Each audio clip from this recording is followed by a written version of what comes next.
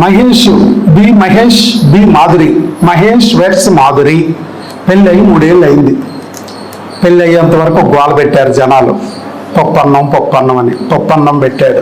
మళ్ళా మొదలెట్టారు విశేషం లేదా అని.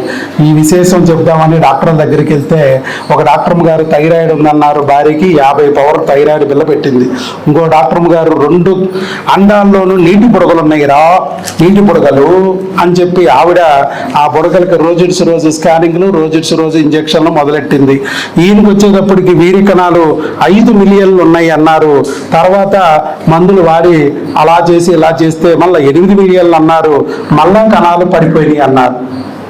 ఇలా అప్ అండ్ డౌన్ అయిపోతున్నాయి. సింగిల్ డిజిట్లోనే బాధ పెడుతూ ఉన్నాయి. ఎందుకు ప్రెగ్నెన్సీ రావట్లేదంటే IUI వెళ్ళాలన్నారు. సరే ఈయన మన దగ్గరికి వచ్చాడు. చివరికి మన దగ్గరికి వచ్చి ప్రెగ్నెన్సీ ఎన్ని రోజుల్లో పొందారు? 1 month 15 days. 1 month 15 days లో వచ్చింది ప్రెగ్నెన్సీ న్యాచురల్ గా. 5 మిలియన్ల కౌంట్ ఫుల్ కౌంట్ అయింది. పీసీ వర్డులు పక్కూరికి వెళ్ళి తర్వాత ప్రెగ్నెన్సీ ఏమో పొట్టలోకి వచ్చింది.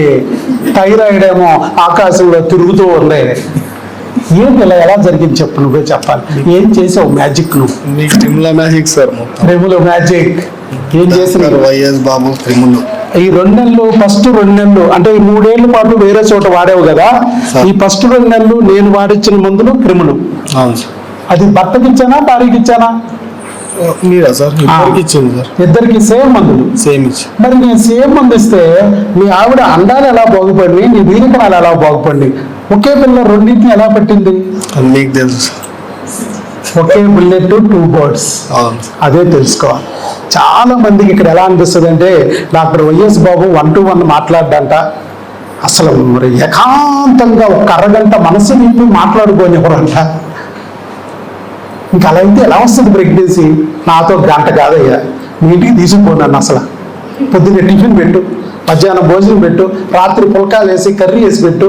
నీ జ్వరం తగ్గిద్దా? మీ ఇంట్లో నన్ను ఉంచేసుకోమని నాకు కూడా హాయిగా ఉంటుంది. నీ జ్వరం తగ్గిద్దా? ఎప్పుడు జ్వరం తగ్గిద్ది? నేను నీ పరీక్షలు చేసి నీ శరీరంలో ఏ క్రిముల్లో జ్వరం వచ్చిందో గుర్తించి ఆ జ్వరానికి నేను బిళ్ళలు పెట్టి అది ఎలా వాడాలో నీకు చెప్పి పంపించేస్తే ఆ బిళ్ళను నీ ఇంట్లో నువ్వు జాగ్రత్తగా వాడుకుంటే నేను మీ ఇంట్లో లేకపోయినా నీ జ్వరం తగ్గింది. అవునా కాదా? ఇది కూడా అంతే. కానీ వాళ్ళందరికీ కూడా క్రిములకు మందులు పెట్టగానే ప్రెగ్నెన్సీలు వచ్చింది. అంటే ఏంటి అర్థం? ఏమిటి నీటి బుడగలు? మీ అందరూ చదువుకున్న వాళ్ళే, చాలామంది డాక్టర్ల దగ్గర తిరిగిన వాళ్ళే. మీరు ఏ నెట్లో కొట్టినా, గూగుల్లో కొట్టినా, వేరే ఏఐలో కొట్టినా ఏం చెప్పొద్ది నీటి బుడగలంటే? ఇది హార్మోన్ల అసంతుల్యత, ఇంబ్యాలెన్స్ ఆఫ్ ద హార్మోన్స్. ఏం చేయాలి? డాక్టర్ దగ్గర కన్సల్ట్ ద గైనకాలజిస్ట్. ఆ కన్సల్ట్ చేస్తే ఏం చేస్తారు డాక్టర్ గారు? They may do the follicular study. రోజు స్కానింగ్లు తీస్తారు. తీసాక ఏం చేస్తారు? అండం పెరగకపోతే they will give the injections. రోజు ఇంజెక్షన్లు పొడుస్తారు. అండాలు పగలకపోతే they will give the injections. Trigger ఇంజెక్షన్లు ఇస్తారు. ఇందాక చెప్పారు ఇద్దరు, వాళ్ళకు కూడా నోటికి వచ్చేసింది ట్రిగ్గర్ ఇంజెక్షన్. డాక్టర్ కూడా చదవలేదు, వాళ్ళకు కూడా అర్థమైపోయింది. ఇంజెక్షన్లు ఇస్తారు. ఇస్తే ఏమన్నా పని జరిగిందా?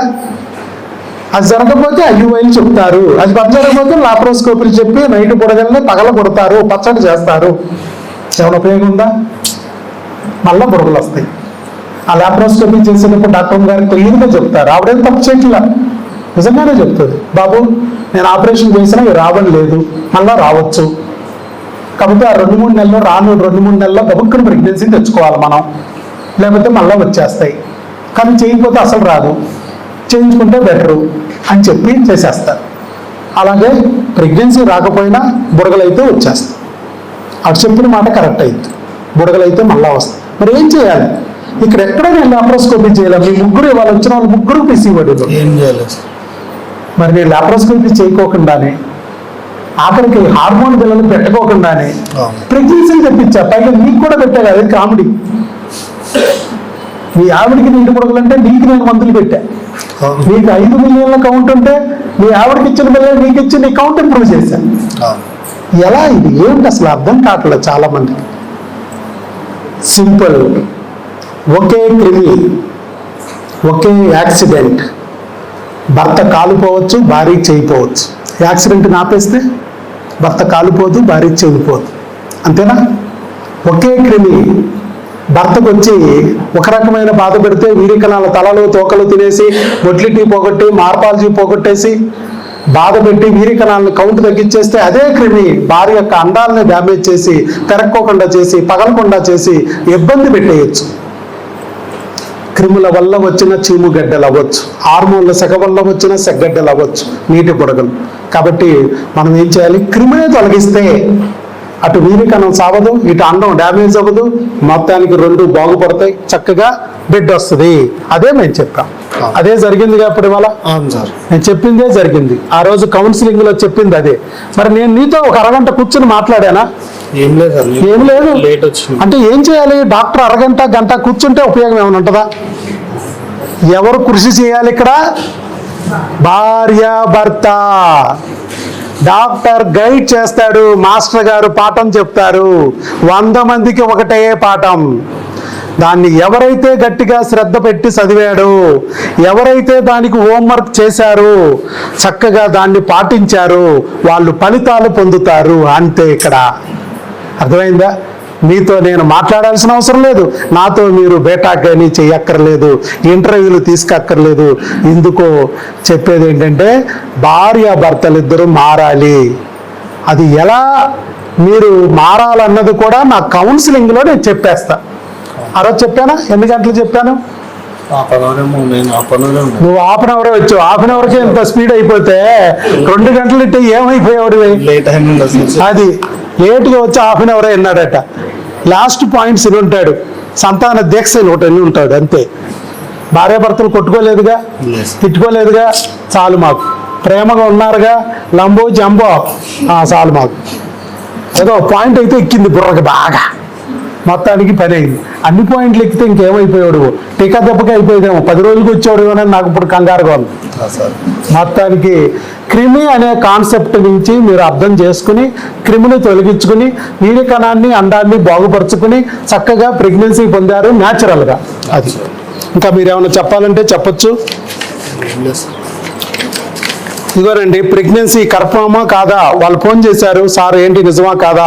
బేటా ఎస్సీజీ చేయించుకోమన్నాం, 7,888 వచ్చింది. 5 దాటితే ప్రెగ్నెన్సీ. 7,888 వచ్చింది. ఇవన్నీ అక్కడే చేయించుకోమంటాం. అలాగే స్కానింగ్ తీయించుకోమన్నాం. స్కానింగ్ తీయించుకోమంటే అప్పుడు బేటా ఎస్సీజీ చేయించినప్పుడు 5 ఆగస్టు మాకు పెట్టినప్పుడు 7,888 వచ్చింది, కానీ స్కాన్లో రాలా. మళ్ళీ మాకు కాల్ చేస్తే నేను కొన్ని బిల్లలు పెట్టి అవి వాడుతూ ఉండమని మళ్ళీ రిపీట్ స్కాన్ చేయమన్నాను. ఒక 10 days ఆగి స్కాన్కి వెళ్ళండి అన్నాను. మళ్ళీ స్కాన్కి వెళ్ళారు.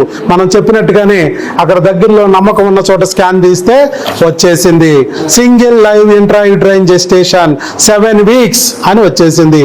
డెలివరీ డేటు మార్చి 3 ఏప్రిల్ 3, 2027 ఏప్రిల్ 3వ తారీఖున బిడ్డ విడుదల. అది గర్భసంచిలో వచ్చింది, ట్యూబుల్లో కూడా రాల. Natural pregnancy. బొమ్మలు కూడా ఇచ్చారు మేడం, బొమ్మ కూడా ఇచ్చారు. సో ఇది చెప్పండి సార్, మీరేమైనా చెప్పాలంటే 2 మాటలు చెప్పొచ్చు. మహేష్ గారు. ఏం లేదు సార్, మీ నమ్మకం మీద ఎంత దూరం వచ్చినా పని అయింది. తిరుమల కాన్సెప్ట్ అది. సో నమ్మి ఉండాలంటారు మీరు కూడా. Okay, right. ఇదిగోండి మీ బుక్ ఇది తీసుకోండి.